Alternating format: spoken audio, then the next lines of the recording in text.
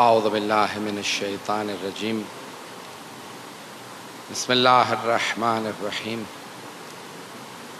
الحمد للہ الذی نور قلوب العارفین بنور معرفتہ واثبت فؤاد انبیائہ و اولیائہ بقصص الانبیاء والمرسلین وأكمل إيمان المسلمين والمؤمنين بولاية علي أمير المؤمنين عليه السلام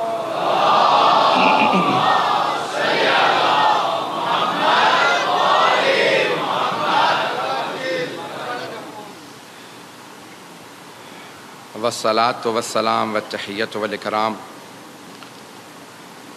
على أفضل الموجودات العبد المؤيد والرسول المسدد المصطفى الأمجد المحمود الأحمد أعني أبا القاسم محمد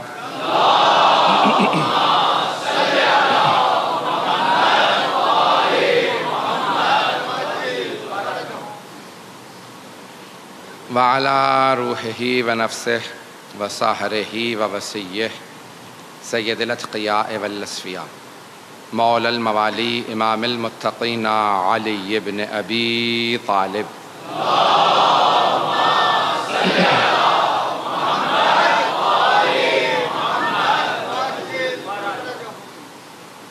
وعلی اوصیائہ لا سیما بقیۃ اللہ فی الارضین روحی وارواح العالمین لتراب مقدمہ الفدا واللعنة الدائمة على أعدائهم أجمعين من الآن إلى قيام يوم الدين أما بعد فقد قال الله الحكيم في كتابه الكريم بسم الله الرحمن الرحيم فأقم وجهك للدين حنيفا فطرة الله التي فطر الناس عليها لا تبديل لخلق الله ذلك الدين القيم ولكن أكثر الناس لا يعلمون صدق الله العلي العظيم صلوات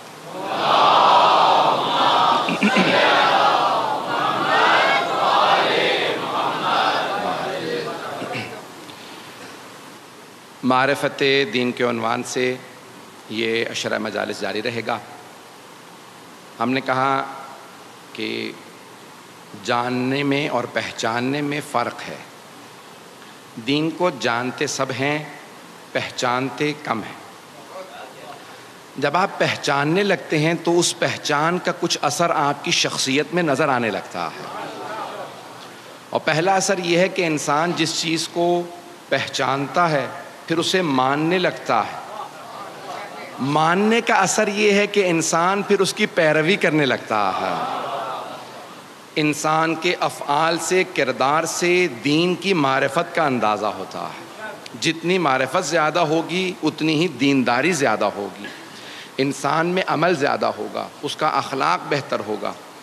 تو دینداری ضروری ہے۔ ہم نے گزشتہ کل میں یہ عرض کیا تھا کہ انسان کے اندر ایک مادہ ہے۔ اب یہ فطرت کے عنوان سے بھی میں کچھ مطالب پیش کروں گا، اس کو بھی سن لیجئے گا۔ اب یہ کیسے پہچانا جائے؟ دین تو بہت زیادہ ہیں دنیا میں، ادیان عالم بہت زیادہ ہیں، تو اب یہ کیسے پہچانا جائے کہ دین حق کون سا دین ہے؟ دین حق کی کچھ نہ کچھ پہچان ہونی چاہیے۔ باہر سے کوئی ہمیں آ کے بتائے نہ بتائے، ہماری عقل ہمیں بتاتی ہے دین حق کیا ہے۔ سب سے بڑی جو کسوٹی ہے، جو میزان ہے، جو کرائٹیریا ہے اللہ کی طرف سے دین حق کی معرفت کے لیے، وہ ہمارے پاس ہماری عقل ہے۔ ہم عقل پہ پہلے بھی بول چکے ہیں، گزشتہ 1-2 سال پہلے میں نے عشرہ بھی پیش کیا تھا، لیکن آج میں دین حق کے عنوان سے سب سے بڑی جو ہمارے پاس کسوٹی ہے، جو سب سے بڑا میزان ہے، وہ ہے عقل۔ نحنو عبید الدلیل، ہم لوگ دلیل کے، عقل کے غلام ہیں، بغیر دلیل کے کسی شے کو نہیں مانتے، اور ہمیں خود ہماری عقل دین حق کی طرف لے جاتی ہے۔ شاید میں نے کبھی پہلے پیش کیا ہو، لیکن یہ جملہ سن لیجئے گا۔ خود سائنسدانوں نے تحقیق کی ہے امریکہ میں، اور اس نتیجے پہ پہنچے ہیں کہ انہوں نے انگریزی میں جو لفظ استعمال کیا ہے there is a God gene inside all of us. ہم سب میں ایک ایسا جین پایا جاتا ہے جسے گاڈ جین کہا جاتا ہے, یعنی جو ہمیں خدا تک لے جاتا ہے. ہر انسان میں کچھ ایسے جینز ہیں جو اسے خدا تک لے جاتے ہیں. انہوں نے یہ بحث کی ہے کہ کیونکہ ہم سب کے اندر ایک گاڈ جین ہے جو ہمیں خدا کی طرف لے جاتا ہے, تو ہر انسان اپنے اپنے خدا کو مانتا ہے. ہمارے علماء نے, خصوصاً علامہ حلی نے, آپ نے نام سن رکھا ہوگا, ان کی بہت سی کتابیں ہیں. کشف المراد عقائد پہ بہت بڑی کتاب ہے, لیکن باب ہادی اشر کہنے کو چھوٹی کتاب ہے لیکن بہت علمی اور گہری کتاب ہے. وہاں سے ایک دو مطالب پیش کروں گا, غور سے سنیے گا. علامہ حلی فرماتے ہیں, کہتے ہیں کہ انسان کسی ایک خدا تک نہیں, اسی عقل کے ذریعے کسی ایک خدا تک نہیں بلکہ حقیقی خدا تک پہنچ سکتا ہے. اور وہ کہتے ہیں کہ یہی انسان کی عقل اسے اللہ تک لے جاتی ہے. جسے ہم کہتے ہیں انگریزی میں کہتے ہیں ایک گاڈ تک نہیں, دی گاڈ تک پہنچ جاتا ہے. اب جو انگریزی والے ہیں, تاکہ ان بچوں کے لیے پیش کر رہا ہوں کیونکہ میں جانتا ہوں ویلا میں سہارا نہیں لیتا انگریزی کا. کسی ایک خدا تک نہیں بلکہ اسی خدا تک, وہی جو خدا ہے یعنی جو اللہ ہے, جس کے لیے تمام انبیاء نے کہا ہے لا الہ الا اللہ, اس خدا تک ہمیں عقل لے جاتی ہے. کیسے؟ اب دلیلیں سنیں گے علامہ حلی کی. علامہ حلی کا پورا نام ہے یوسف ابن مطہر الحلی, نام یوسف ہے, یوسف ابن مطہر حلی. 750 سال پہلے گزرے ہیں علامہ حلی. حرم امیر المؤمنین سے جب آپ باہر آئیں گے تو الٹے ہاتھ پہ کمرے میں ان کی چھوٹی سی زمین پہ قبر ہے, کیونکہ وہاں بڑی قبروں کی گنجائش نہیں, کوئی مولا کائنات موجود ہے. تو وہاں بڑے بڑے علماء, بڑے بڑے فقہاء صرف اتنی درخواست کرتے تھے اگر ہمیں قبر میں کہیں قدموں میں جگہ مل جائے, زائرین کے, مولا کے نہیں, زائرین کے قدموں میں بھی جگہ مل جائے تو بڑی بات ہے. تو علامہ حلی کی وہاں قبر ہے, جب جائیں گے تو وہاں لکھا ہے یوسف ابن مطہر حلی. اتنا بڑا پہاڑ ہمارے فقہاء کا. اور جب ان کا انتقال ہوا, ان کے بیٹے فخر المحققین ان کے بیٹے ہیں, بہت بڑے ہمارے فقیہ ہیں, تو ان سے پوچھا کہ آپ نے اپنے بابا کو خواب میں دیکھا؟ کہا ہاں میں نے اپنے والد کو خواب میں دیکھا. کہا کچھ آپ نے پوچھا؟ کہا اتفاقاً خواب میں نے ان سے پوچھا کہ مرنے کے بعد آپ کے کیا کام آیا؟ تو آپ نے خود ہی فرمایا, علامہ حلی نے اپنے بیٹے سے کہا 2 چیزیں بہت زیادہ کام آئیں. پہلی کتاب الالفین, انہوں نے کتاب لکھی, اس کا نام ہے الفین. الفین یعنی 2000, الف کہتے ہیں 1000 کو, الفین یعنی 2000. 1000 دلیلیں مولا علی کی افضلیت پہ اور 1000 دلیلیں ان کے خلیفہ بلا فصل ہونے پہ.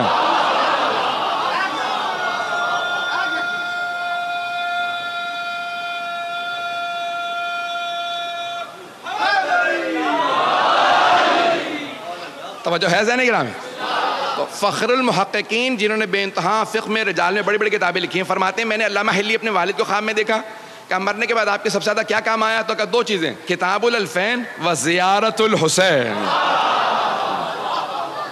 کہا زیارت سید الشہداء بہت کام آئی, میں پیدل جایا کرتا تھا مشی کے لیے, اب سمجھ میں آیا یہ عام مومنوں نے شروع نہیں کیا, فقہاء کی ایجاد ہے. یہ فقہاء نے کہاں سے سیکھا؟ کہا جناب زینب کبریٰ چل کے آئی تھی. تو یہ پوری دنیا میں مشی ہے, یہ چلنا, جلوسوں میں آنا. اذان گرامی, اب یہ پیش کر رہا ہوں علامہ حلی کی دلیلیں سنیں گے انشاءاللہ توحید پہ.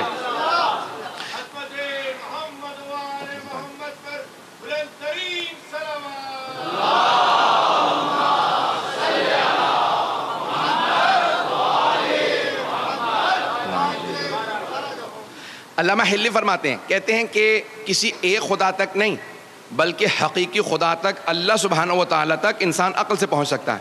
کہ اگر کوئی جنگل میں بھی پیدا ہو اور جنگل میں پیدا ہونے کے بعد بڑا ہونے لگے اور سوچے یہ اتنی بڑی کائنات ہے جو میں ساری کور ہی نہیں کر سکتا, ہر جگہ جا نہیں سکتا, چل پھر نہیں سکتا, یہ زمین اتنی بڑی ہے, باہر اتنے ستارے نظر آ رہے ہیں, مجھے کچھ سمجھ میں نہیں آ رہا, یہ خود بخود وجود میں آ سکتی ہے؟ تو خود بخود کہے گا اتنی پیچیدہ کائنات خود بخود وجود میں نہیں آ سکتی, کوئی بنانے والا ہونا چاہیے. اچھا وہ جو بنانے والا ہے یعنی خالق ہے, کیونکہ خود بخود چیزیں وجود میں نہیں آ سکتی, تو وہ خالق آیا بغیر طاقت کے ہو سکتا ہے؟ تو خود ہی کہے گا نہیں, اتنی پیچیدہ کائنات ہے, اتنی مشکل ہے, بنانے والے کو قدیر تو ضرور ہونا چاہیے, اسے قدیر ضرور ہونا چاہیے. تو اب وہ بنانے والا جاہل ہو سکتا ہے اتنی پیچیدہ کائنات بنانے کے لیے؟ تو نہیں اس کا مطلب ہے اسے علیم بھی ہونا چاہیے. آیا بنانے والے کو کبھی موت آ سکتی ہے؟ کہ نہیں پھر یہ نظام چلے گا کیسے؟ اس کا مطلب ہے بنانے والے کو حی و قیوم بھی ہونا چاہیے. لوگ ہیں تو علامہ ہلی کہتے ہیں کہ ساری دلیلیں انسان جو جنگل میں بھی پیدا ہو سوچتا رہے تو اس خالق تک پہنچ جائے گا جو اللہ سبحانہ و تعالیٰ قدیر بھی ہے، علیم بھی ہے، حی و قیوم بھی ہے.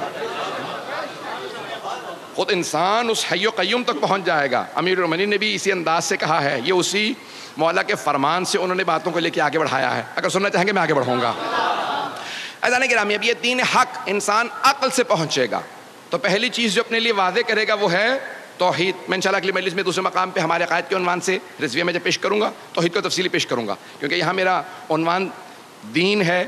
تو اب دین میں جو دین حق کی ضروریات ہیں انہیں پیش کر رہا ہوں. اگر سننا چاہیں تو تفصیل سے توحید کو بیان نہیں کر سکتا، وقت نہیں ہے.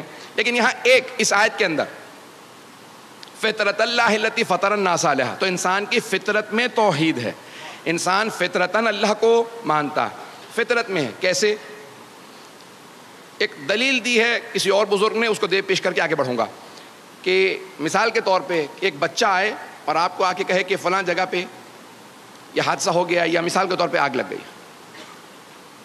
آپ سوچنے پہ مجبور ہوں گے، بچہ ہے. کچھ لوگ کہیں گے نہیں بچہ ہے، سننے کی ضرورت نہیں.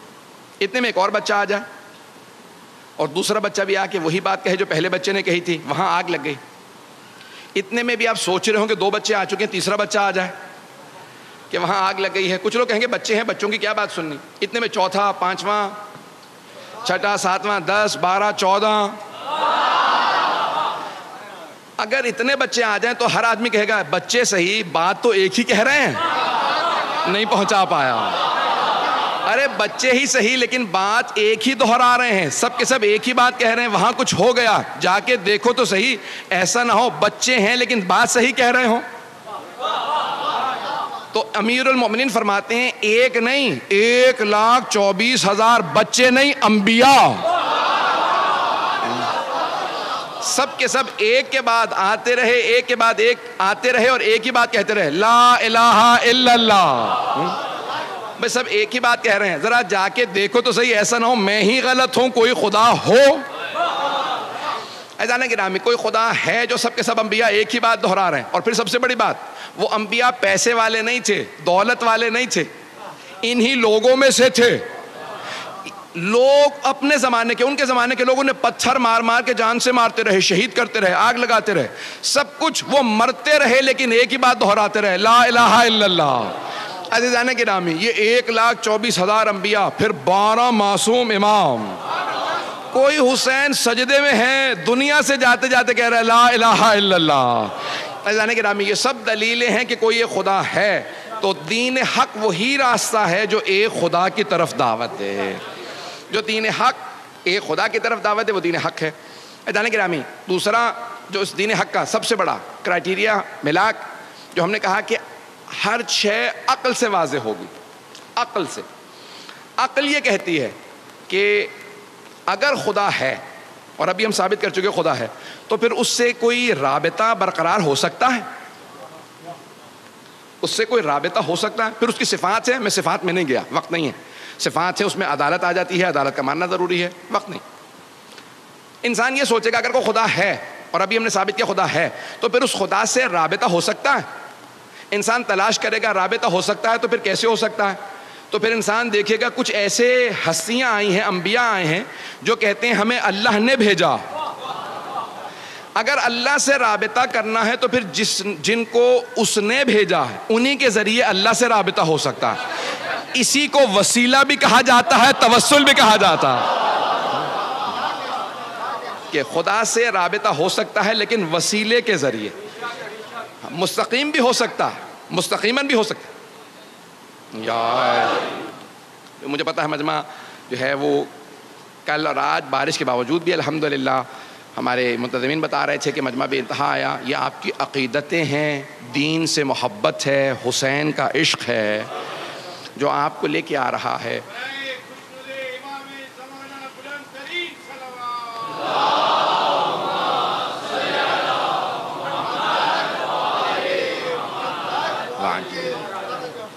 تو اب اس رابطے کا اللہ سبحانہ و تعالیٰ نے جب انسانوں کو خلق کیا تو اب وہ ان کے لیے کوئی انتظام بھی کرے گا.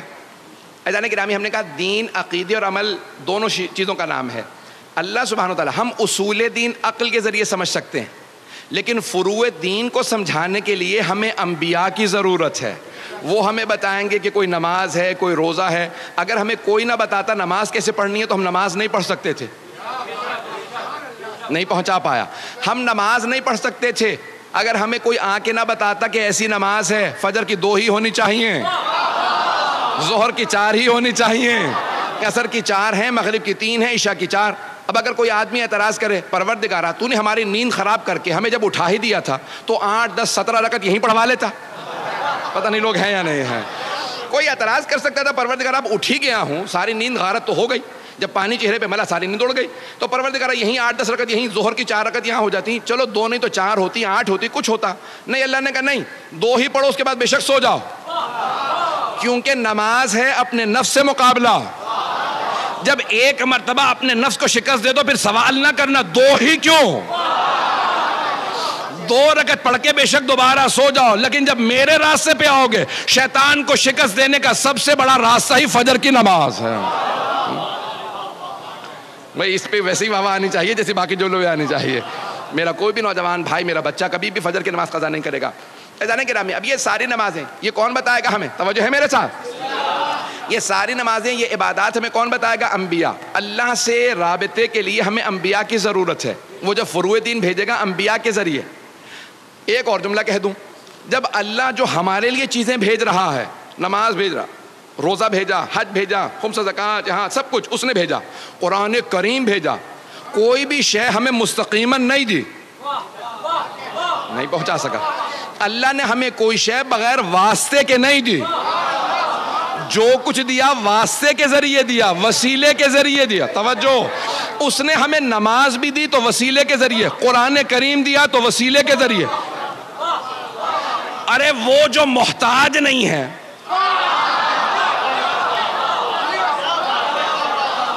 وہ اللہ جو کریم ہے، صمد ہے، لم یلد ولم یولد ہے، محتاج نہیں ہے، جب وہ بھیج رہا ہے تو وسیلے کے ذریعے. تو جب ہم یہاں سے بھیجیں،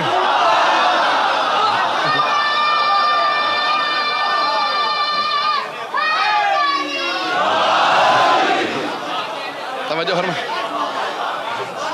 بھائی، جب اس کی طرف سے جو کچھ آ رہا ہے وہ وسیلے کے ذریعے آ رہا ہے. قرآن سب سے بڑا فیض ہے اللہ کا. فیض یعنی نعمتوں میں سے فیض. فیض سب سے بڑی نعمت کو فیض کہا جاتا ہے. حضرات چند موٹی موٹی اصطلاحات استعمال کروں گا، علماء نے استعمال کی ہیں لیکن وضاحت کر دوں گا. قرآن فیض ہے اللہ کی طرف سے. یہ ذات فیض، بہت بڑی نعمت جس کا ہم تصور بھی نہیں کر سکتے، اسے کہتے ہیں فیض. ہر نعمت فیض نہیں ہے.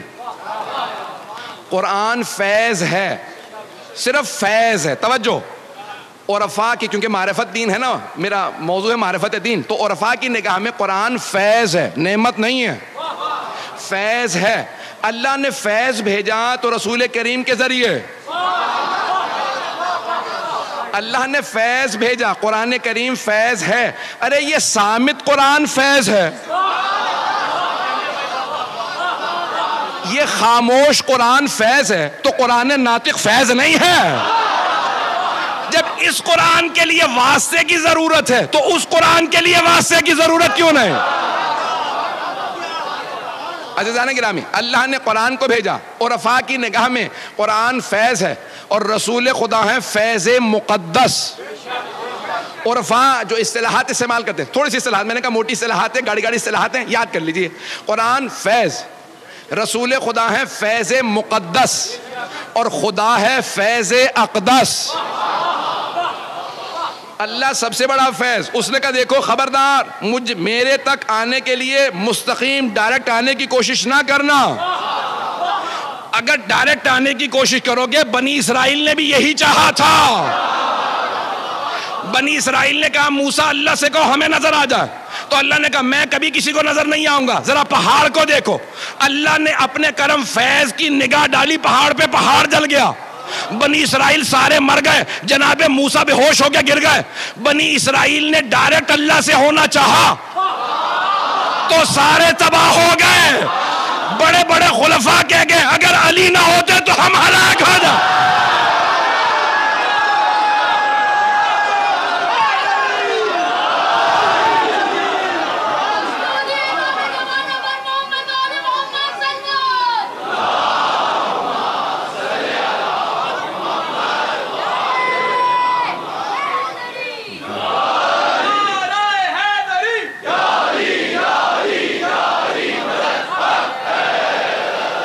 توجہ فرمائے جانے کے رام. اب یہ قرآن کریم فیض ہے، اس کو بھی ہمیں پانے کے لیے وسیلے کی ضرورت ہے. اللہ سبحانہ وتعالیٰ نے نہیں کہا کہ جاؤ میں نے پہاڑوں پہ نازل کر دیے، جا کے لے آؤ. لو انزلنا هذا القرآن على جبل لرأيته خاشعا متصدعا من خشیۃ اللہ. اگر ہم اس قرآن کو پہاڑوں پہ نازل کر دیتے تو وہ ریزہ ریزہ ہو جاتا. قرآن کو پہاڑوں پہ نازل کر دیتے تو ریزہ ریزہ ہو جاتا. اللہ نے قرآن کو بھیجا تو قلب پیغمبر پہ. توجہ توجہ سارے مجمع کی توجہ ہو. اذان گرامی میں سارے اپنے مسلمان بھائیوں کا عقیدہ درست کرنا چاہتا ہوں. اللہ نے کہا اگر میں اپنے قرآن کو پہاڑوں پہ نازل کرتا تو وہ ریزہ ریزہ ہو جاتا، لیکن میں نے اپنے محمد کے، اپنے حبیب کے دل پہ قرآن کو نازل کیا. عزیزان گرامی، وہ دل جس پہ قرآن نازل ہو اور اسے کچھ نہ ہو، پہاڑوں پہ آئے تو پہاڑ ریزہ ریزہ ہو جائے. کیسے ممکن ہے کہ لوگ سینہ چیر کے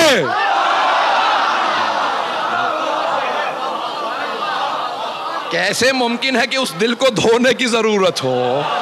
عزیزان گرامی، وہ دل اتنا پاک ہے، وہ دل اتنا عظیم ہے کہ جس دل پہ قرآن کریم نازل ہوتا ہے اور وہ پیغمبر اسلام بیان فرماتے ہیں. عزیزان گرامی، یہ تمام کی تمام نعمتیں دین حق کی سب سے پہلی پہچان کیا؟ عقل بتاتی ہے جو باعظمت ہوں گے وہ اللہ والے ہوں گے. جو باعظمت ہوں گے وہ اللہ والے ہوں گے. تو عزیزان گرامی، دین حق کیسے پتہ چلے؟ علامات بتائیں گی. نمبر 2، دوسرا، متعدد کتابوں سے، جتنی آسمانی کتابیں سب میں تذکرہ آئے گا دین حق والوں کا. بشارتیں آئیں گی ساری کتابوں میں. جو بھی کتاب اللہ کی طرف سے آئی ہو اس میں بشارت ہوگی کہ تمہارے بعد بھی کوئی آنے والا ہے، کوئی آخری نبی آنے والا ہے، اس کا کوئی ولی آنے والا ہے، اس کا کوئی حسین آنے والا ہے، اس کا کوئی مہدی آنے والا. تو سارے انبیاء کی کتابوں میں تذکرہ آتا رہے گا. آج میں چند جلدی جلدی حوالہ جات پیش کرنا چاہتا ہوں. اگر حوالہ جات سننا چاہیں گے تو آئیے ذرا پہلے ویدوں سے پیش کر رہا ہوں. ہمارے علماء نے جو دلیلیں دی ہیں صرف بشارات عہدین، توریت اور انجیل سے، توریت زبور انجیل سے نہیں، ابھی جو ہمارے علماء نے جمع کی ہیں حتیٰ ہندوؤں کے ویدوں سے. بھگوت گیتا کئی ویدوں سے مل کے بنی ہے. جو ان کی مقدس کتاب ہے بھگوت گیتا، وہ ویدوں سے مل کے بنی. 16 وید ہیں. تو ویدوں کے اندر، ویدھا جسے کہا جاتا ہے، اس میں سے ایک خود ہندو بہت بڑے پنڈت ہیں، انہوں نے کتاب لکھی ہے کالکی اوتار کے نام سے.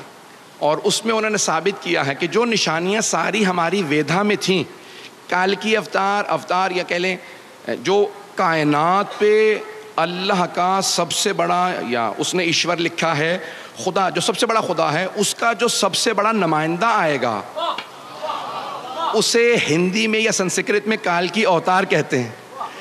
عربی میں اگر دیکھیں تو اسی کو کہتے ہیں رحمت للعالمین. پتہ نہیں لوگ ہیں یا نہیں ہیں. تو اب اس نے کچھ نشانیاں بتائی ہیں. تو کہا کہ وہ جزیرے میں آئے گا، اور جزیرت العرب کہا جاتا ہے حجاز کو. کہ جزیرے میں آئے گا، اور متعدد نام لکھے ہیں جو سنسکرت سے ہندی میں ترجمہ ہوئے ہیں. ایشور داس یا وشنو بھگت، یہ 2 الفاظ استعمال کیے گئے ہیں. توجہ ہے میرے ساتھ؟ گھبرا تو نہیں رہے ہیں؟ داس غلام کو کہتے ہیں، بندے کو کہتے ہیں. بھگت بھی بندے کو کہتے ہیں. ایشور سب سے بڑے خدا کو کہتے ہیں. اور وشنو بھی خدا کے ناموں میں سے ایک نام ہے جو ہندوؤں کے استعمال ہوتا ہے. بھگت یا داس جب عربی میں ترجمہ کیا جائے بندہ، تو عربی میں بنتا ہے عبد، اور سب سے بڑے خدا کو کہا جاتا ہے اللہ.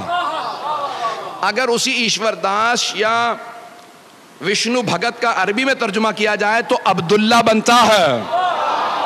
پتہ نہیں لوگ ہیں یا نہیں ہے؟ کہ وہ جو آخری کالکی اوتار آئے گا اس کے والد کا نام وشنو بھگت ہوگا، یعنی عبداللہ ہوگا. پتہ نہیں لوگ ہیں یا نہیں ہے؟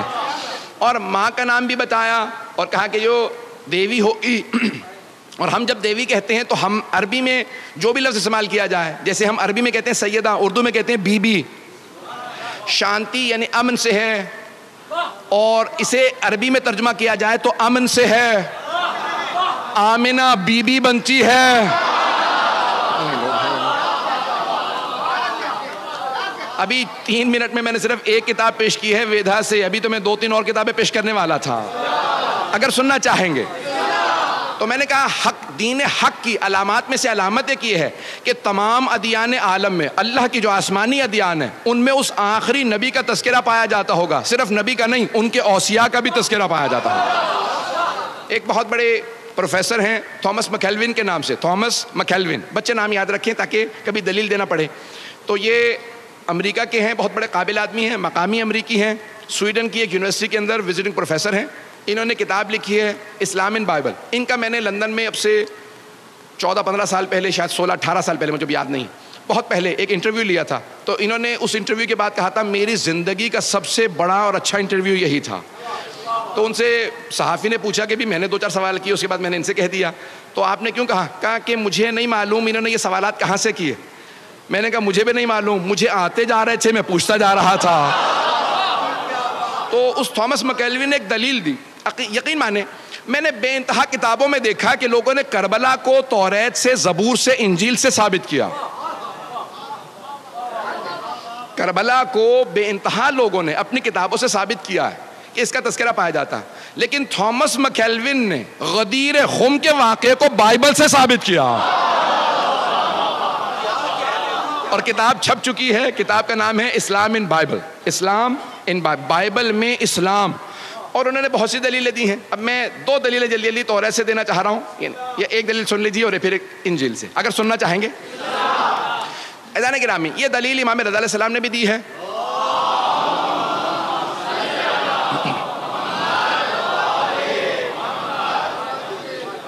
میرا یہ 7واں سال ہے، 7واں عشرہ ہے آپ لوگوں کے ساتھ، اور 7 سال پہلے جو پہلا عشرہ تھا وہ زندگانی اہل بیت پہ تھا، اس میں نے امام رضا یعنی ائمہ پہ پڑھا تھا، امام کا مناظرہ پڑھا تھا، وہاں پہ چند جملے پیش کیے تھے، آج سن لیجئے گا۔ اور یہ میرا 7واں اور آخری سال ہے انشاءاللہ تعالیٰ، یہ انشاءاللہ خراسان کے آپ کے ممبر سے میں مطالعے پیش کر رہا ہوں۔ اس مناظرے کے 2 جملے سن لیجئے گا، سارے مجمع کی توجہ رہے گی میرے ساتھ۔ عزیزان گرامی، امام رضا علیہ السلام، امام علی بن موسیٰ علیہ السلام نے دلیلیں دی ہیں، اور یہ توریت، زبور، انجیل کے اندر سے دلیلیں دی ہیں رسول خدا کی حقانیت پہ۔ اگر سننا چاہیں گے تو میں پورا خون جگر لگاؤں گا۔ آپ جانتے ہیں کہ جب میں باہر سے مناظر ائمہ کے پیش کرتا ہوں تو پھر میں یہاں نہیں ہوتا ہوں، یا مشہد میں ہوتا ہوں یا نجف میں ہوتا ہوں۔ مجمع کی توجہ میرے ساتھ رہے گی۔ عزیزان گرامی، جب پوچھا گیا مختلف ادیان عالم کے لوگوں نے امام معصوم سے سوال کیا ہماری کتابوں سے ثابت کیجئے کہ آپ کے نبی کا تذکرہ ہماری کتابوں میں ہو، یہودیوں نے کہا، عیسائیوں نے کہا، مجوسیوں نے کہا، ہربیز، ستارہ پرست، اس زمانے میں سابعی جتنے ادیان تھے حتیٰ ہندو، جب خراسان پہنچے اور امام سے مناظرہ کیا، امام نے تمام ادیان عالم کے تمام بڑے بڑے علماء کو ان کی کتابوں سے ان کی زبان میں جواب دیا۔ یہ میں بہت سوچا کرتا تھا، امام نے ہر عالم کو اسی کی زبان میں جواب کیوں دیا؟ اسی کی کتاب سے جواب دینا تو ضروری تھا، اس کی زبان میں جواب کیوں دیا؟ عربی میں جواب دیتے، اس کی زبان میں جواب دینا اس لیے تاکہ کبھی یہ کوئی نہ کہے کہ پیغمبر امی کے معنی یہ ہیں کہ ان پڑھ تھے۔ ارے جب وسیع ایسے ہیں تو نبی کیسے ہوں گے؟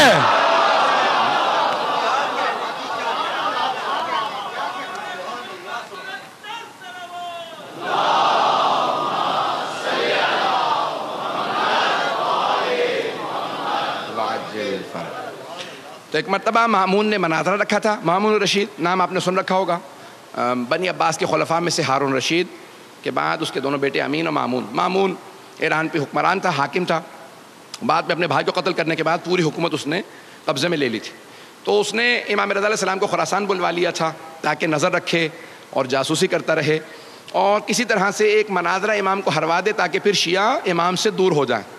اور جتنی اسے ضد تھی کہ امام ایک مناظرہ ہار جائیں، کسی طرح سے لوگوں کی نظروں میں گر جائیں، قدرت کو اتنی ہی ضد تھی کہ حق جھکنے نہ پائے۔ تو اب ایک مرتبہ مامون نے خاموشی سے منصوبہ بنایا اپنے ایک وزیر کے ساتھ، فضل ابن ربی سے کہا کہ بھئی کسی طرح سے دنیا کے جتنے بڑے بڑے ادیان عالم کے سب سے بڑے علماء ہیں سب کو دعوت دو جو آئیں آ کے مناظرہ کریں امام رضا سے، تاکہ ایک بھی مناظرہ اگر یہ ہار گئے تو میں تمام شیعوں کے خلاف استعمال کروں گا اور انہیں واپس اپنا دین چھوڑنے پہ مجبور کروں گا۔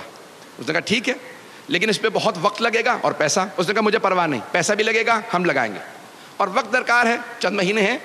انہوں نے تیاری شروع کی تو یہودیوں کے راس الجالوت کو خط لکھا، جسے آج چیف ریبائی کہا جاتا ہے، اور اسقف اعظم جو آرچ بشپ تھا، پوپ تھا اس زمانے میں، اسے بلایا، اور ہندوؤں کا سب سے بڑا جو پنڈت تھا اس کو اس زمانے میں، سادھوؤں کو جو سابئی تھے، جو ستارہ پرست سے مجوسی، جتنے بھی ادیان تھے، سب کے بڑے بڑے علماء کو کہا اکیلے مت آئیے گا، کتابیں لے کے علماء کے ساتھ تیاری کر کے آئیے گا۔ جب سب آ گئے کہا کانوں کان ہمارے ولی عہد کو خبر نہ ہونے دینا، امام رضا کو خبر نہ ہونے دینا، انہیں پتہ نہ چل جائے، کہیں ایسا نہ ہو یہ بھی تیاری شروع کر دیں، جو تیاری کر کے بات کرے اسے ہم امام ہی نہیں مانتے ہیں۔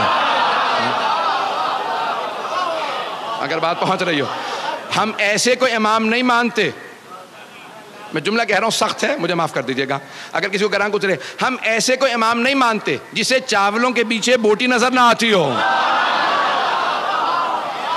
کس کا ہے نہ پوچھئے گا، ہم ایسوں کو امام مانتے ہیں جو پہاڑ کے پیچھے دیکھ کے بتا کتنی فوج آ رہی ہے، کتنے میرے ہاتھوں مارے جائیں گے، کتنے بھاگ جائیں گے۔ عزیزان گرامی، ایک مرتبہ مامون نے کہا امام کو کانوں کان خبر نہ ہو، تیاری شروع ہو گئی، سارے علماء پہنچ گئے۔ ایک مرتبہ مامون نے سوال کیا آپ لوگوں کی تیاری ہے؟ سب نے کہا تیاری تو ہے لیکن ہم عربی نہیں جانتے، ہمیں ایک وسیلے کی ضرورت ہے، پتہ نہیں لوگ ہیں یا نہیں ہیں، ہمیں ایک واسطے کی ضرورت ہے جو ہمارا ترجمہ کرتے ہماری بات ان تک، کہیں گے یہ تو اور بھی اچھا ہے۔ جب وہ خود ہی مجھ سے کہیں گے نا مجھے انٹرپریٹر چاہیے، مجھے مترجم چاہیے، مجھے کوئی واسطہ چاہیے بیچ میں، تو بہت اچھا ہوگا، وہ کوئی ضرورت نہیں، پریشان مت ہوں، ابھی آپ لوگوں کی تیاری ہے؟ ہاں، سب علماء کو الگ الگ ایک گروہ میں سب کھڑے ہو گئے، کتابیں لے کے کھڑے تھے، سب کی تیاری ہے، کہاں جاؤ جا کے ہمارے ولی عہد کو بلا لاؤ۔ آیا وہ خادم جو امام کو بلانے کے لیے مامون کی طرف سے، جیسے ہی پہنچا تو امام اپنے حجرے میں عبادت کر رہے تھے۔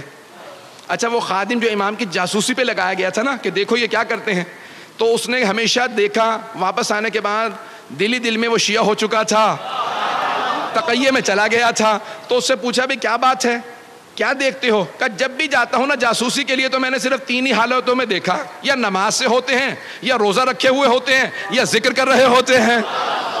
لگتا کہا کہ اور کیا دیکھا؟ کہ جب یہ قرآن پڑھتے ہیں نا تو لگتا ہے قرآن آیا ہی ان کے لیے، جب نماز پڑھتے ہیں تو پتہ چلتا ہے نمازی صرف یہی ہے، روزہ خود گواہی دیتا ہے یہ روزے دار ہے، ذکر انہی کے لیے بنا ہے۔ تو ایک مرتبہ کہا جاؤ جا کے بلا لاؤ ہمارے ولی عہد کو۔ اچھا وہ بیچارہ ہو تو گیا تھا اندر سے امام کا ماننے والا، لیکن اب پریشان کہ کس طرح سے بلاؤں، تازہ تازہ جو آدمی آتا ہے نا اس کے لیے بھی مسئلہ ہوتا ہے کچھ۔ تو آیا اور آنے کے بعد کہا کہ مولا آپ کو مامون نے بلایا۔ امام نے اسے مسکرا کے دیکھا، کب بلایا مجھے ہے، پریشان تو ہے۔ اس نے کہا مولا ایسی بات نہیں ہے، وہ وہاں مناظرے کے لیے تمام ادیان عالم کے سب سے بڑے بڑے علماء آ گئے ہیں۔ تو امام نے کہا کیا تجھے اپنے مولا کے علم پہ شک ہے؟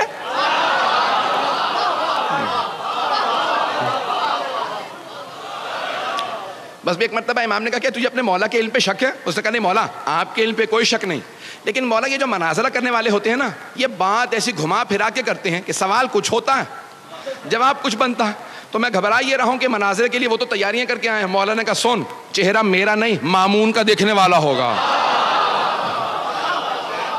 جب میں ہر عالم کو اسی کی زبان میں اسی کی کتاب سے جواب دوں گا تو چہرہ مامون کا دیکھنے والا ہوگا۔ بس بے وقت نہیں رہا، جلدی جلدی مجھے دلیلیں پیش کرنا ہے۔ امام رضا علیہ السلام پہنچے، اب میں اپنے انداز سے پیش کروں کیسے آئے ہوں گے دربار میں۔ تو مامون نے ایک مرتبہ کہا خبردار کوئی امام کے لیے دروازہ نہ کھولے، وہ خود ولی عہد ہیں، کہا دروازہ وہ خود کھولیں گے۔ آپ کو پتا نا محلوں کے دروازے بہت بڑے بڑے ہوتے ہیں، کہا محل کے دروازوں کو وہ دھکیلیں، پردہ کوئی نہ ہٹائے، جبکہ سپاہی موجود تھے، کہا خبردار کوئی پردہ نہ ہٹائے۔ وہ خود چلتے ہوئے آئیں اور کوئی ان کی تعظیم میں کھڑا نہ ہو، جب وہ مجھ سے آ کے سلام کر کے اجازت مانگیں گے میں بتاؤں گا انہیں کہاں بیٹھنا ہے۔ ایک مرتبہ میں اپنے انداز سے پیش کر رہا ہوں، امام چلے، امام نے ولایت کی قبا اوڑھی، امامت کی ابا کاندھوں پہ رکھی، عصمت کا امامہ سر پہ رکھا، تولا کی تسبیح لی، تبرہ کا ڈنڈا لیا،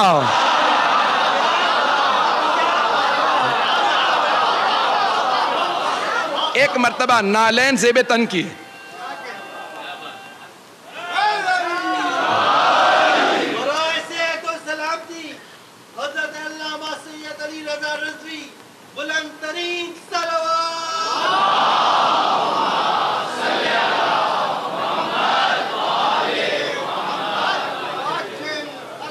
آپ حضرات کی محبت و عقیدتوں کا بے انتہا شکریہ. بس سن لیجیے گا, 5 سے 7 منٹ زحمت دوں گا.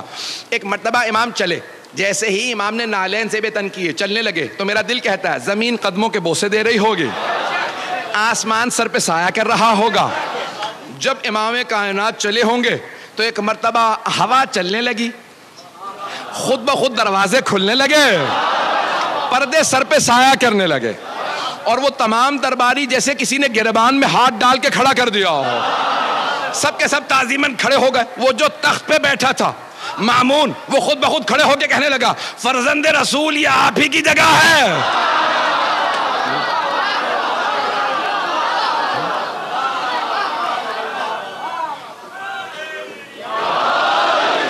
فرزند رسول یہ آپ ہی کی جگہ ہے, آپ تشریف لائیے. مولا نے کہا نہیں, میں تیرے تخت پہ نہیں بیٹھوں گا, تیرے تخت سے ظلم کی بو آتی ہے, میرے لیے ممبر لگوا دیا جائے, ہم وارث ممبر ہیں. ایک مرتبہ امام کے لیے ممبر لگایا گیا, امام ممبر پہ تشریف لائے. مامون نے فوراً امام کو دیکھا, کہا فرزند رسول کچھ لوگ سوالات کرنے آئے تھے. یہ نہیں کہا میں نے دعوت دے کے بلایا ہے سازش کے تحت, اور یہ سب بڑے بڑے دور سے پیسے لے کے آئے ہیں, کچھ نہیں کہا. کہ فرزند رسول کچھ لوگ سوالات کرنے آ گئے تھے, تو میں نے سوچا آپ ہی سے سوال پوچھ لے, میں کیا جواب دے پاؤں گا. مولا نے مسکرا کے مجمع کو دیکھا, اور اس طرح سے دیکھا کہ سب کے ذہنوں پہ امام ایسے مسلط ہوئے کہ سب پہ روب طاری ہو گیا. جو الہی نمائندہ ہوتا ہے اس کا آنا بتاتا ہے یہ اللہ کا بھیجا ہوا ہے. ایک مرتبہ امام نے مجمع کو دیکھا, سب پہ ایک روب طاری ہوا, کہ ان کے چہرے پہ ہیبت و جلال, ان کا نور بتا رہا ہے یہ عام آدمی نہیں ہے. امام نے مجمع کو دیکھنا شروع کیا, کہا پہلے آپ لوگ سوال کریں گے یا پہلے میں سوال کروں. اب وہ اور زیادہ پریشان, کا یہ اکیلا آدمی اتنے بڑے مجمع سے کہہ رہا ہے کہ آپ سوال پہلے کریں گے, میں پہلے اتنا ہی نہیں یقین ہے اپنے علم پہ. امام نے کہا آپ پہلے سوال کریں گے, پہلے میں سوال کروں گا. تو جو عیسائی آرچ بشپ تھا, جو ان کا پوپ تھا, جو سب سے بڑا ان کا پادری تھا, اس نے کہا ہم لوگ تو بہت زیادہ ہیں, آپ ہی کیوں نہیں ایک ایک سوال سب سے کر لیتے. امام نے کہا تو پھر میں آپ ہی سے شروع کرتا ہوں. پتہ نہیں لوگ ہیں یا نہیں, اسی نے دعوت دی تھی. امام نے کہا پھر میں آپ ہی سے شروع کرتا ہوں. کہا فرمائیے. امام نے کہا یہ بتاؤ حضرت عیسیٰ کو مانتے ہو؟ کہا ہاں. کہا کیا مانتے ہو؟ کہا ہم مانتے ہیں وہ ابن اللہ تھے. ابن اللہ یعنی اللہ کا بیٹا, سن آف گاڈ. وہ ہم مانتے ہیں کہ حضرت عیسیٰ اللہ کے بیٹے تھے. امام نے کہا میں بھی حضرت عیسیٰ کو مانتا ہوں. حضرت عیسیٰ اللہ کے نبی تھے, اللہ کے بندے تھے, بس نماز روزے میں چور تھے. جیسے آپ خاموش ہو گئے نا, وہ سارا مجمع خاموشی میں چلا گیا کہ یہ امام نے کیا کہہ دیا. لیکن وہ عیسائی آرچ بشپ چیخنے لگا, کہ کس نے آپ کو مسلمانوں کا عالم کہا؟ وہ حضرت عیسیٰ جن کے لیے پوری زندگی میں کسی نے دن میں دسترخوان نہیں بچھایا, رات میں کسی نے بستر نہیں بچھایا, آپ نے اسے کہہ دیا نماز روزے کے چور تھے. کہ دن میں دسترخوان نہیں لگا یعنی پوری زندگی روزے رکھے, رات میں کسی نے بستر نہیں بچھایا, وہ پوری رات تہجد پڑھتے تھے, آپ کہتے ہیں نماز روزہ نہیں کرتے تھے. امام نے کہا اچھا تو تم مانتے ہو نماز روزہ کرتے تھے؟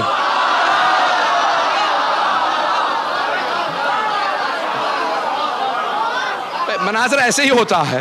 امام نے کہا اچھا تو مانتے ہو تم نماز روزہ کرتے تھے؟ کہا ہاں بے شک. جناب عیسیٰ نے پوری زندگی تہجد پڑھی, پوری زندگی نمازیں پڑھی, پوری زندگی روزے رکھے. امام نے کہا اچھا یہ بتا نماز روزہ کیا ہے؟ کہا نماز روزہ عبادت ہے. امام نے کہا پھر سن, جو عبادت کرتا ہے وہ عبد ہوتا ہے, ابن نہیں. جو عبادت کرتا ہے وہ بندہ ہوتا ہے, بیٹا نہیں. پتہ نہیں توجہ ہے یا نہیں. امام نے کہا وہ بندہ ہوتا ہے, بیٹا نہیں. امام نے کہا تیرا سوال. اس نے کہا میرے پاس کوئی سوال نہیں. آپ نے سوال چھوڑا ہی کہاں ہے, ہمارے دین کی بنیادیں ہلا دی. ہمارے پورے دین کی بنیاد یہی ہے کہ عیسیٰ اللہ کے بیٹے ہیں. ابھی آپ نے ثابت کر دیا نہیں ہے, کسی اور سے بات کر لیجئے. امام نے فوراً یہودیوں کا رخ کیا, کہا یہودیوں تم جناب موسیٰ تک سارے انبیاء کو مانتے ہو, بعد والے انبیاء کو کیوں نہیں مانتے؟ کہا کیونکہ بعد والے انبیاء نے ویسے معجزات نہیں دکھائے جیسے جناب موسیٰ نے دکھائے تھے. جناب امام رضا علیہ السلام نے فرمایا, کہا قرآن کریم نے کہا کہ جناب موسیٰ نے 2 معجزات دکھائے. جیب میں ہاتھ ڈال کے نکالتے تو ید بیضا تھا, نور نکلتا تھا, ہاتھ میں عصا ہوتا تھا, زمین پہ پھینکتے تو اژدہا میں تبدیل ہو جاتا. کہ 2 معجزات قرآن کریم نے بتائے, تم بتاؤ تم کتنے معجزات مانتے ہو؟ کہ یہی 2 معجزات ہم بھی مانتے ہیں. امام نے کہا اگر بعد والے انبیاء کا میں دکھاؤں, انہوں نے تو اس سے بڑے بڑے معجزات دکھائے. جناب عیسیٰ نے مردوں کو ٹھوکر مار کے کہا قم باذن ربک, مردہ زندہ کر دیا. ختمی مرتبت نے چاند کے 2 ٹکڑے کر دیے. کہ بعد والے انبیاء نے تو اور بڑے بڑے معجزات دکھائے, تم کیوں نہیں مانتے؟ کہ لیکن وہ بعد والے انبیاء کے معجزات ہم نے خود نہیں دیکھے اس لیے نہیں مانتے. امام نے کہا اچھا یہ بتا جناب موسیٰ کے معجزات تو نے خود دیکھے ہیں؟ پتہ نہیں لوگ ہیں یا نہیں. جناب موسیٰ کے معجزات تو نے خود دیکھے ہیں کہ نہیں؟ خود تو میں نے نہیں دیکھے، میں اس زمانے میں نہیں تھا 4000 سال پہلے، لیکن مستند کتابوں میں وہ معجزات آئے ہیں۔ امام نے کہا اچھا، اور اگر میں مستند کتابوں سے جناب عیسیٰ اور جناب ختمی مرتبت کے معجزات ثابت کر دوں تو مان لے گا؟ کہ مان لوں گا، لیکن آپ کے نزدیک مستند نہیں، ہمارے نزدیک مستند ہو۔ امام نے کہا اچھا یہ بتاؤ تمہارے نزدیک سب سے مستند کتاب کون سی ہے؟ کہا توریت۔ وہ جو یہودی راس الجالوت تھا نا، چیف رہبر، وہ ذرا دور کھڑا تھا۔ امام نے کہا تمہارے نزدیک سب سے مستند کتاب کون سی؟ اس نے کہا توریت۔ امام نے کہا ذرا مجمع کو بتانا میری توریت کی تلاوت کیسی ہے؟ توریت کھولو۔ اس نے توریت کھولی۔ امام نے کہا دائیں طرف کے صفحے سے میں پڑھنا شروع کرتا ہوں۔ نہیں ہے مجمع میرے ساتھ؟ امام نے بھائی اب نعرے کا وقت نہیں رہا، کسی چیز کا وقت نہیں رہا۔ امام نے ایک مرتبہ عبرانی زبان کے اندر، عبرانی ہیبرو زبان میں توریت کی تلاوت شروع کی۔ جیسے امام نے تلاوت شروع کی، اس نے آدھا صفحہ سنا، فوراً توریت کو بند کیا، کہا رک جائیے، آپ وہاں ممبر پہ بیٹھے ہیں، میں یہاں کھڑا ہوں، یہ آپ کو پتا کیسے چلا میں نے صفحہ کون سا کھولا؟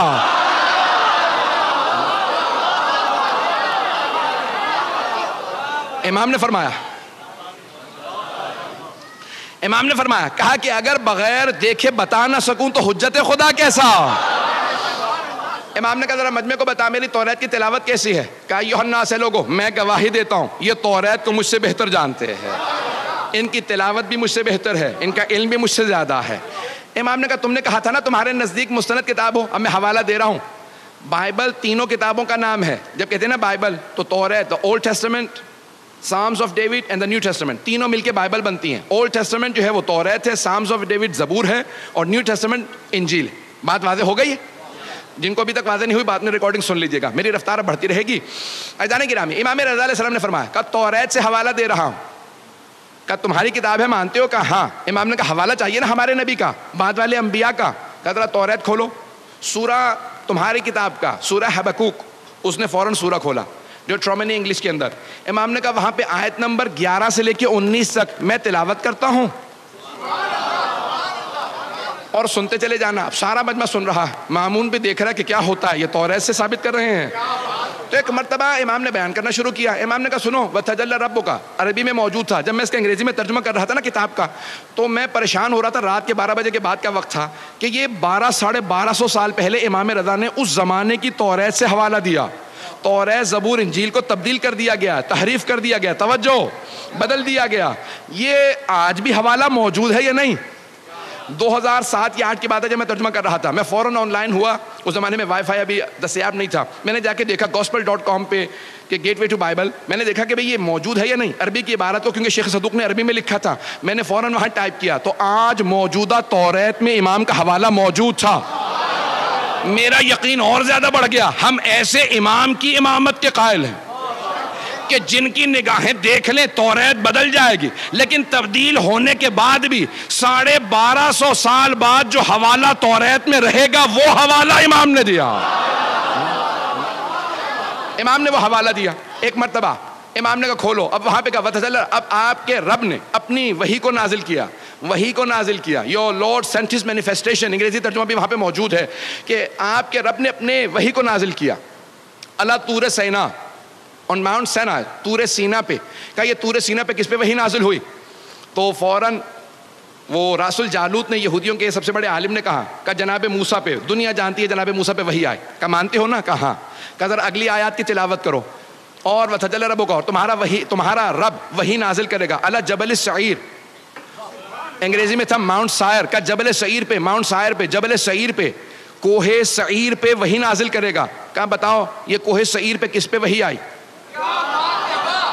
ایک مرتبہ یہودی عالم خاموش ہو گیا، کہا میں نہیں جانتا۔ امام نے کہا کتاب تمہاری ہے، سورہ تمہارا، آیت تمہاری کتاب کی، ذرا ایک مرتبہ تم سننا، میں بتاتا ہوں۔ امام نے عیسائیوں کا رخ کیا، کہا اے عیسائیوں، کیا تمہارا عقیدہ ہے کہ جناب عیسیٰ پہ جبل سعیر پہ وحی آئی تھی؟ سارے عیسائیوں نے کہا ہاں ہم مانتے ہیں کہ جناب عیسیٰ پہ جبل سعیر پہ وحی آئے۔ امام نے کہا یہودیو، تم کہتے ہو مستند کتاب سے حوالہ دو تو مان لو گے، تمہاری کتاب میں تذکرہ ہے کہ بعد والے نبی پہ جبل سعیر پہ وحی آئے گی۔ کہ تمہاری کتاب ہے، حوالہ جناب عیسیٰ کا ہے، کیونکہ تمہیں معلوم نہیں کس نبی پہ، میں بتا رہا ہوں اور عیسائی بتا رہے ہیں کہ جناب عیسیٰ پہ وہاں وحی آئی۔ اب جیسے آپ میں سے بہت سے خاموش ہیں، سارے یہودی خاموش ہو گئے کہ کیا کیا جائے گا. عزیزان گرامی، مجھے پتا ہے کہ آپ کے سب حضرات کی توجہ کی وجہ سے میری طرف توجہ ہے کہ اگلا جملہ کیا ہوگا. امام نے کہا سن، آیت نمبر 18 اور 19 میں لکھا وہ تجلی ربک علی جبل فاران، اور تمہارا رب جبل فاران پہ وہی نازل کرے گا. انگریزی میں نے ترجمہ دیکھا جبل فاران کا، تو لکھا تھا ماؤنٹ فیرن، ماؤنٹ پہ جبل فاران پہ. امام نے کہا جانتے ہو جبل فاران کہاں ہے؟ کہا ساری دنیا جانتی ہے، مکے کے پہاڑی سلسلوں کا نام جبل فاران. امام نے کہا اسی جبل فاران میں جو مکے کے پہاڑی سلسلوں کا نام ہے، ایک غار ہے جس کا نام ہے غار ہرا.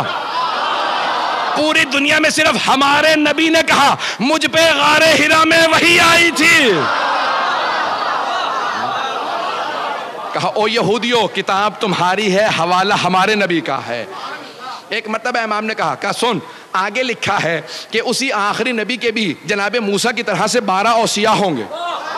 گھبرا گئے حضرات؟ اس آخری نبی کے 12 وصی ہوں گے. فوراً اس نے کتاب کو بند کیا. کہ یہ آپ کو سب کیسے معلوم ہے؟ امام نے کہا سن، تو کہتا ہے نا کہ بعد والے انبیاء نے ویسے معجزات نہیں دکھائے، تو جو معجزہ کہے گا میں دکھا دوں گا. اس نے پلٹ کے کہا مجھے پورا یقین ہے آپ معجزہ دکھا سکتے ہیں، لیکن میں جاننا چاہتا ہوں کیسے.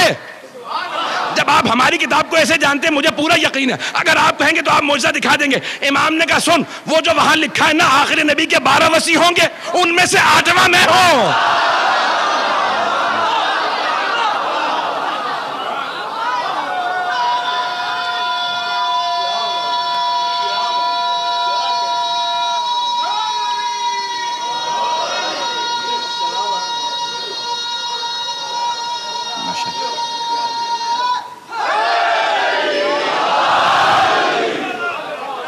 توجہ فرمائے جانے گا. دین حق وہ ہوگا، دین حق وہ ہوگا جس کی حقانیت کی دلیلیں تمام کتابوں میں ہوں گے. تمام آسمانی کتابیں گواہی دیں گی یہی دین حق ہے. دین حق کے جو پہنچانے والے ہیں وہ حبیب خدا ہیں، اور وہ بتا کے گئے ہیں کہ میری مقدس کتاب کا نام قرآن ہے، اور ان کے ساتھ میں اپنی آل کو چھوڑے جا رہا ہوں جو قرآن کے ساتھ ساتھ رہیں گی، یہ کبھی جدا نہیں ہوں گے. اب جو قرآن نیزوں پہ بلند کرتے نظر آئیں وہ آل کے اور قرآن کے دشمن ہیں، اور جو نیزوں پہ سر بلند ہو کے بھی قرآن سناتے نظر آئیں وہ وارثان قرآن ہیں، وہ آل محمد ہیں، وہ اوصیاء رسول خدا ہیں. تمام کے تمام مسلمانوں حتیٰ عیسائیوں نے گواہی دی ہے کہ جہاں جہاں سے نیزے پہ سید الشہداء کا سر گزرتا تھا قرآن کی تلاوت کرتا نظر آتا تھا.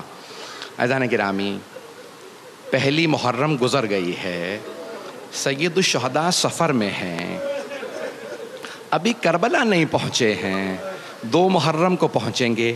جاننا چاہتے ہیں سفر کہاں سے شروع ہوا؟ یہ 28 رجب کو مدینے سے سفر شروع ہوا. زیادہ وقت نہیں ہے، میرا آپ سے وعدہ ہے ذرا کچھ دیر کے لیے میرے ساتھ مدینہ منورہ چلیے. وہاں ایک حسین اپنے نانا کی قبر سے وداع کرنے جا رہے ہیں. آپ کے ذہنوں میں ہے نا، یزید نے خط لکھا مروان کو، کہا کہ مجھے حسین کی بیعت چاہیے. امام حسین نے انکار کر دیا. بس بھئی وقت نہیں ہے کہ تفصیل میں جاؤں، ذہنوں میں واقعہ ہے آپ کے. جب کہا نا کہ بیعت چاہیے، امام نے کہا نہیں بیعت نہیں کروں گا. پھر تیار ہو جاؤ ہے حسین، یزید پھر فوج لے کے آئے گا. کہا نانا یہ آپ کا شہر ہے، میں نہیں چاہتا میری وجہ سے آپ کے شہر پہ حملہ ہو. مقدس جگہوں سے امام اسی لیے کوچ کر گئے، جانتے ہیں جنگ ہوگی، حملہ ہوگا، بیعت نہیں کروں گا. جب وداع کرنے گئے نا تو سب سے پہلے نانا کے روضے پہ گئے. جب نانا کے روضے پہ گئے، دیکھنا چاہیں گے کیسے گئے؟ قبر نبی پہ گئے، ابھی جناب ام سلمہ موجود تھیں. جیسے ہی امام حسین کو آتا دیکھا، جناب ام سلمہ نے کہا میرا لال. جناب ام سلمہ نے پالا تھا نا جناب سیدہ کے ساتھ مل کے. کہا میرا لال کیا بات ہے؟ کہا نانی اماں، میرے جد رسول خدا کی امت مجھے مدینے میں رہنے نہیں دے رہی، میں اپنے نانا سے وداع کرنے آیا ہوں. قبر سے لپٹے رونے لگے، یہاں تک کہ روتے روتے بے ہوش ہو گئے. اتنا روئے، نانا سے بڑی محبت تھی. رسول خدا گود میں لے کے امام حسین کو پیار کرتے تھے، زبان چساتے تھے، بہت پیار کرتے تھے. اتنی ہی امام حسین کو محبت تھی، قبر سے لپٹ کے رونے لگے. جب رو رہے تھے نا تو بے ہوش ہو گئے. تو اب الوقائع والحوادث میں مرحوم ملبوبی نے لکھا ہے، کہتے ہیں جب بے ہوش ہوئے نا تو ایک مرتبہ دیکھا رسول اسلام اپنی قبر سے اٹھے ہیں، امام حسین کو گلے لگا رہے ہیں. امام حسین نے خواب دیکھا کہ رسول خدا اٹھے، گلے سے لگایا. امام حسین کو ایک جملہ کہا نانا میرے لیے کیا حکم ہے آپ کا؟ کہا ان اللہ شاء ان یراک قتیلا، میرے لال مشیت الہی یہی ہے کہ آپ اپنی جان قربان کر دیجئے، راہ خدا میں جان دے دیجئے. کہا نانا مجھے جان دینے سے کوئی شکوہ نہیں ہے، لیکن نانا میری بہنوں کے لیے کیا حکم ہے؟ نانا میری بہنوں کے لیے کیا حکم ہے؟ تو ایک مرتبہ اب پیغمبر کی آنکھوں میں بھی آنسو آ گئے، پیغمبر کی آنکھوں میں آنسو. تو جانتے کیا فرمایا؟ کہ ان اللہ شاء ان یراہن سبایا، کہ مشیت الہی یہی ہے کہ انہیں قیدی بنایا جائے گا. اب روتے ہوئے اٹھے امام حسین اور نانی سے ملنے لگے. لوگوں نے پوچھا کیوں رو رہے ہیں؟ کہا میرے نانا نے بتایا ہے کہ میری شہادت ہوگی. کہا شہادت پہ رو رہے ہیں؟ کہا نہیں مجھے شہادت پہ کوئی رونا نہیں آ رہا. کہا پھر کس بات پہ رو رہے ہیں؟ کہا میری بہنیں قیدی بنائے جائیں گے، میں بہنوں کی قید پہ رو رہا ہوں. اجرکم اللہ. بہت روئے. اب یہاں پہ اہل سنت نے ایک روایت لکھی ہے، ہماری شیعہ کتابوں میں بھی ہے، کہ جناب ام سلمہ نے کہا بیٹا کہاں جا رہے ہیں؟ امام حسین سے کہا نانی اماں میں کربلا جا رہا ہوں. جیسے کہا نا کربلا جا رہا ہوں، جناب ام سلمہ رونے لگی. کہا بیٹا کربلا نہ جائیے گا، آپ کے نانا نے مجھ سے کہا تھا اے ام سلمہ میرا یہ لال حسین کربلا میں مارا جائے گا. کہا نانی اماں وہ وقت آ گیا ہے، نانی اماں وہ وقت آ گیا ہے. بس پھر نکلے نا جیسے روضہ رسول سے باہر تو جناب عبداللہ حضرت عبداللہ ابن عباس آ گئے. انہوں نے آ کے کہا کہ مولا کہاں جا رہے ہیں؟ حسین کربلا نہ جائیے گا، عراق نہ جائیے گا. عراق میں یہ جو کوفے والے ہیں نا انہوں نے آپ کے بابا سے وفا نہیں کی تھی، بھائی سے وفا نہیں کی تھی، کوفے والے وفا نہیں کریں گے، آپ عراق نہ جائیے. مولا نے کہا میں شہادت کے لیے جا رہا ہوں، میں جانتا ہوں وہ وفا نہیں کریں گے، وہ مجھے مار دیں گے، میں شہادت ہی کے لیے جا رہا ہوں. تو جناب عبداللہ ابن عباس رونے لگے. کہا آپ شہادت کے لیے جا رہے ہیں؟ پھر مجھے سمجھ نہیں آتا بہنوں کو ساتھ کیوں لے جا رہے ہیں؟ کہا کہ ابن عباس ہے عباس کے بیٹے، میں جب شہادت دوں گا تو دین بچے گا اور میری بہنوں کی قید سے میری شہادت بچے گی. اب میں ایک سوال کروں آپ سے، بہنوں کی وجہ سے شہادت بچے گی، بہنوں کی مظلومیت کی دلیل کیا ہے؟ چھوٹے چھوٹے بچے، ایک چھوٹی سی بی بی جس کے کانوں سے بالیاں اتاری گئی تھی، جسے پورے رسے میں تماچے لگے تھے، جو خیموں میں بھی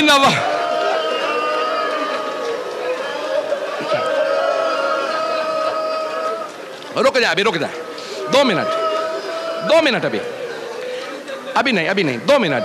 میں جانتا ہوں آپ سے برداشت نہیں ہوگا. آئیں بھی جناب سید الشہداء نے فہرست تیار کی کون کون میرے ساتھ کربلا جائے گا. حضرت عباس سے کہا عباس ہے میرے بھائی یہ فہرست ہے، تمام مردوں کو بتا دو کون کون ساتھ جائے گا. جناب عباس نے کہا علی اکبر آپ کا بھی نام ہے، قاسم آپ کا بھی نام ہے. سب کو نام بتاتے رہے. جانتے ہیں کس کے نام پہ روئے؟ ایک چھوٹا سا بچہ تھا، کسی بی بی کی گود میں تھا. اب بچے سے تو کہہ نہیں سکتے تھے کہ اس بچے تو کس سے کہا؟ اس بی بی سے کہا فاطمہ صغرا علی اصغر کا نام بھی. اجرکم اللہ. بس میں تمام کیا 2 منٹ کی زحمت. سب کو بتایا کس کس کا نام ہے، کہا آپ کا بھی نام ہے، مستورات کے بھی نام بتایا. کہا عباس راستے کے لیے پانی لے لیجئے گا. جناب عباس نے مشکیزوں پہ پانی بھرنا شروع کیا، پانی بھر کے اونٹوں پہ لادنا شروع کیا. بہت زیادہ پانی لیا. کہا نہیں مولا میں نے اتنا پانی رکھ لیا پانی ختم نہیں ہوگا، نہ جانے کون سا لشکر آئے گا جسے پانی پلا دیں گے. بس ایک مرتبہ پانی بھر لیا. مولا عباس نے غازی عباس نے پانی اونٹنیوں پہ سب پہ رکھ دیا. اب ایک مرتبہ مولا حسین نے کہا عباس اونٹنیوں پہ اماریاں لگا دو، پردے کا انتظام کر دو. کتنا پردے کا اہتمام ہے. جوانان بنی ہاشم سے کہو کھڑے ہو جائیں، اب میرے گھر سے بیویاں آئیں گی. مولا مسند بچھا کے بیٹھ گئے. اندر سے خاتون آواز دیتی کون سی بیوی آ رہی ہے. مولا اسی طرح سے آواز دیتے، اونٹنی آ کے بیٹھتی، مولا آواز دیتے. اندر سے آواز آئی حسن مجتبیٰ کی بیوہ آ رہی ہے. جناب ام فروا کے آنے پہ مولا حسین نے آواز دی، قاسم ماں کا بازو تھامو سوار کرا دو. سارے مصائب میں نے چھوڑ دیے. اتنے میں کسی اندر سے خاتون نے کہا لیلا آ رہی ہیں. جناب سید الشہداء نے کہا علی اکبر ماں کا بازو تھامو. جناب علی اکبر نے بازو تھاما، ماں کو سوار کرایا. اتنے میں عبداللہ ابن سنان راوی ہے، وہ کہتا ہے میں نے سنا کسی نے آواز دی علی کی بیٹی ام کلثوم آ رہی ہیں. ایک مرتبہ مولا حسین نے کہا عباس بہن کو سوار کرا دو. جناب عباس آگے بڑھے، جناب ام کلثوم کو ناقہ پہ سوار کرا دیا. اتنے میں کسی نے آواز دی علی کی بیٹی زینب کبریٰ. راوی کہتا ہے میں نے خود دیکھا حسین مسند سے کھڑے ہو گئے. 2 منٹ. راوی کہتا ہے میں نے دیکھا حسین مسند سے کھڑے ہوئے. آواز دی عباس گھٹنا زمین پہ رکھو، علی اکبر ماں کا بازو پکڑو، اونو محمد عماری کا پردہ ہٹاؤ. کہ سارے جوانان بنی ہاشم کھڑے ہو گئے. جناب عباس آگے بڑے، بی بی آئیے سوار کرا دو. جناب زینب کبریٰ نے کہا نہیں عباس آج آپ مجھے سوار نہیں کرائیں گے. جناب علی اکبر نے کہا پھوپھی اماں میں آپ کو سوار کرا دوں. کہا نہیں علی اکبر. اونو محمد نے کہا اماں ہم کا نہیں ہے آج رک جاؤ. مولا حسین نے کہا بی بی آپ کو میں سوار کرا دوں. کہا بھیا مجھے معاف کر دے لیکن آج آپ سے بھی سوار نہیں ہونا چاہتی. بہن پھر کون سوار کرائے؟ کہا بھیا جو مجھے 11 محرم کو سوار کرائے گا. آج وہی مجھے سوار کرائے. میرے مولا نے آواز دی میرا سجاد بیٹا پھپھی کو سوار کرا دو.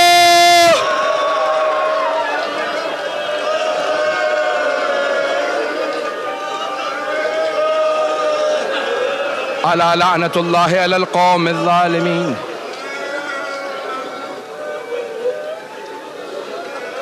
وَسَيَعْلَمُ الَّذِينَ ظَلَمُوا أَيَّ مُنْقَلِبٍ يَنْقَلِبُونَ. صرف 2 جملے دعا کے، ہاتھوں کو بلند کیجئے گا. پروردگارا واسطہ 11 محرم کا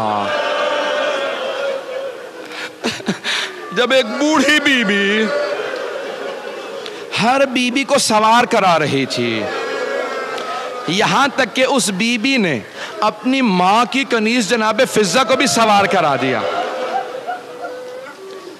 لیکن جب اس بی بی کی باری آئی نا تو ایک مرتبہ اس بی بی نے، اس بڑی باعظمت بی بی نے مولا سجاد کو دیکھا گلے میں توق ہے، ہاتھوں میں زنجیریں ہیں، پاؤں میں بیڑیاں ہیں. اب بی بی نے مولا سجاد کو آواز نہیں دی. جانتے ہیں کیا کیا؟ فرات کا رخ کیا اور بڑی حسرت سے کہا میرے بھیا عباس.